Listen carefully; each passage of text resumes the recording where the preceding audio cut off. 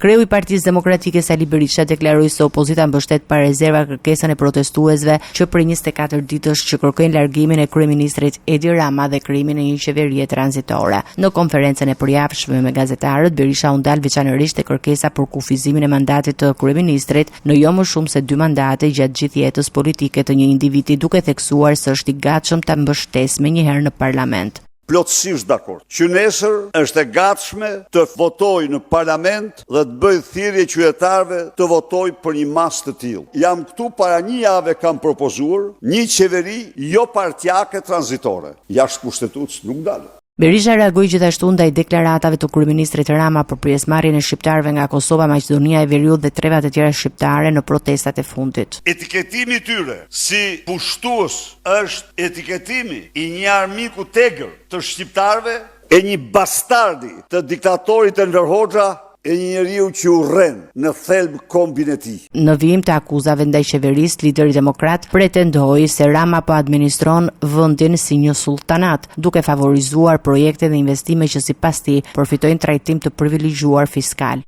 Në 523 projektet listuara në libër, a imagjinoni pra, pa taksa, 57 rezultojnë ndërtuara, 53 janë në ndërtim dhe 47 presin leje. Në 41% të projekteve nuk përmendet zhvilluesi trafikant. Zhvilluesi është Frans Çopja, Salvador Aliu, tjetri me radhë me Gjika, siç u ky i fundit e tjerë me radhë. Ata janë zhvilluesi. Berisha u bëri thirrje agjencive ndërkombëtare lizbatuese për fshir Interpolin, Europolin dhe Eurojust të verifikojnë transaksionet financiare të kompanive që sipas tij janë të përfshira në projekte të mëdha zhvillimi në Shqipëri.